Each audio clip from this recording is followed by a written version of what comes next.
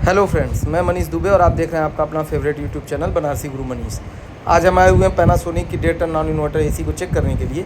इसमें क्या है, इसमें कूलिंग की प्रॉब्लम आ रही है। तो हमने एम्पियर मीटर लगा लिया और एसी को ऑन कर दिया है। तो जैसे ही एसी ऑन किया, हमारा आउटडोर ऑन हुआ है, तभी हमें पता चला कि क्या दिक्कत है। ये देखिए, एम्पियर धीरे धीरे लगातार बढ़ता जा रहा है। और जब हम आउटडोर के पास आए हैं तो आउटडोर का हमारा फ़ैन नहीं चल रहा है। यानी ये फ़ैन हमारा जो है, या तो फ़ैन ख़राब होगा या कैपेसिटर ख़राब होगा। तो हम पहले इसकी आउटडोर की बॉडी खोलेंगे और चेक करेंगे कि हमारा प्रॉब्लम है कहाँ पर। तो जब हमने कैपेसिटर चेक किया तो कैपेसिटर हमारा सही था।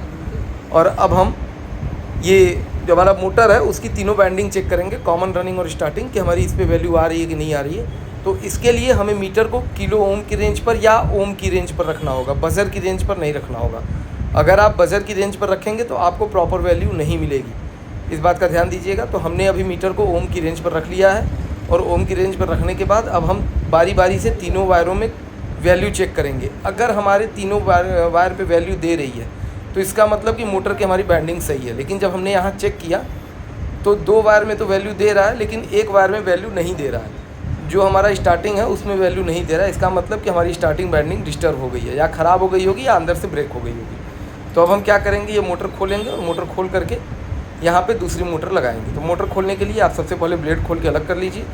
और ब्लेड खोलने के बाद यहाँ पे 4 स्क्रू से ये मोटर कसी हुई है, ये मोटर भी हम खोल करके बाहर निकाल लेंगे। और फिर मार्केट से दूसरी मोटर ला करके इसको लगा करके फिट कर देंगे। तो मोटर खोलना बहुत आसान है। आगे की जाली खोलिए, जाली खोलने के बाद ब्लेड खोलिए, ब्लेड खोलने के बाद आप आसानी के साथ इसकी मोटर बाहर निकाल सकते हैं। ये हमारी मोटर बाहर निकल आई और इसी की जगह पर अब हमें दूसरी सेम मोटर ला करके लगानी है। तो जल्दी जो है, थोड़ा सा पैनासोनिक का जो है सामान मिलना थोड़ा सा मुश्किल हो जाता है। तो अब चलते हैं मार्केट में, देखते हैं कि हमें किस तरह की मोटर यहाँ पे मिलती है। तो फ्रेंड्स, हमें जो मोटर मिली है वो थोड़ा सा डिफरेंस है। ये जो साफ्ट आप देख रहे हैं, नए वाले का साफ्ट लगभग 1 इंच लंबा है और साफ्ट के बीच में एक छोटी सी चाबी की तरह लगी हुई थी, जो लॉक की तरह लगा रहता है। वो लॉक जो है नए वाले मोटर में लगी है, पुराने में नहीं। यही जो आप हमारे हाथ में देख रहे हैं, यही लॉक लगा हुआ था नए वाले मोटर में। तो वो हमने लॉक निकाल लिया। उसके बाद जो है मोटर जो हमारी साफ्ट लंबी थी वो भी हमारा काम कर गया। और दूसरी एक और दिक्कत है उसमें कि यहाँ पे देखिए आपको 3 तार दिख रहे होंगे, एक कॉमन, एक रनिंग, एक स्टार्टिंग। और जो नई मोटर है वहाँ पर 4 वायर हुए हैं, 4 वायर हैं। तो अब 4 वायर में क्या है, जो 2 थिम्बल वायर आप देख रहे हैं जिसमें 2 थिम्बल लगे हुए हैं, ये हमारा कैपेसिटर पर सीधे चला जाएगा। लेकिन ये मेन कैपेसिटर पर नहीं, वो दोनों हमारे चले जाएंगे कैपेसिटर पर। एक अलग से हम 3 MFD का कैपेसिटर लगा करके। और ये जो 2 वायर और देख रहे हैं जिसमें कि कोई थिम्बल नहीं लगा हुआ है, ये हमारी मेन सप्लाई जो इंडोर से आ रही है उस पे चली जाएगी। तो हम इसका 2 तरीका है, या तो हम जो एक कैपेसिटर लगा करके चेक लगा दें, या तो दूसरा कि हम इसी कैपेसिटर को यूज में ले लें। तो इसको यूज में लेने के लिए हमें क्या करना होगा, सबसे पहले हम मीटर को बजर रेंज पर रखेंगे और चारों तारों को बारी बारी से चेक करेंगे। जिन 2 तारों में, ध्यान दीजिएगा, जिन 2 तारों में सबसे कम वैल्यू देगा या बीप की साउंड देगी, वो दोनों वायर हमारे एक हैं और वो दोनों वायर ही हमारे रनिंग हैं। यानी मोटर की जो रनिंग वायर है वो हमारी वही होगी जिन दोनों तारों में हमारी बीप दे रही है, यानी हमें रनिंग मिल जाएगा। तो रनिंग जब हमें मिल गया तो हम रनिंग को क्या करेंगे, जो मेन कैपेसिटर हमारा बड़ा वाला कैपेसिटर लगा हुआ है उसमें एक पिन, एक सबसे ज़्यादा पिन होगी, एक जगह पे सबसे ज़्यादा पिन होगी, 4 पिन होगी या 3 पिन होगी, उसी पे हम एक वायर लगा देंगे।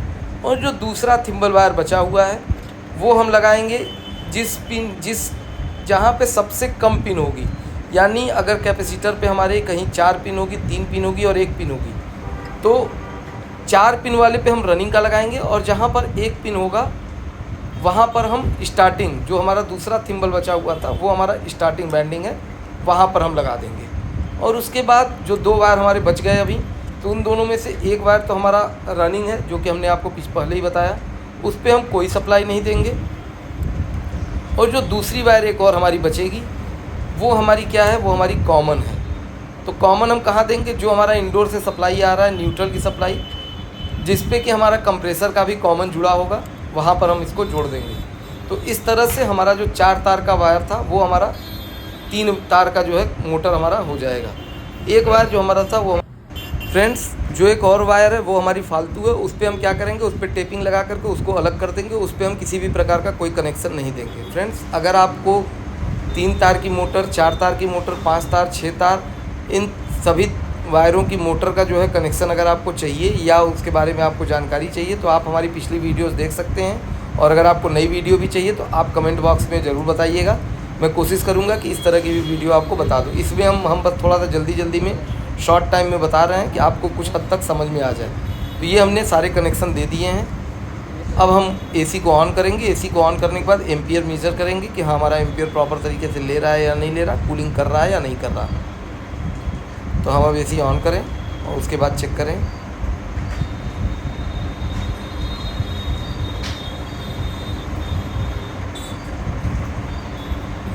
ये जो हमारा वायर है यही हमारा फालतू है, रनिंग का ही वायर है। अब या तो हम रनिंग दोनों एक ही जगह दे दें या तो इस पर हम कनेक्शन ही न दें। तो इसीलिए इस पर कोई कनेक्शन देने की ज़रूरत अब नहीं है।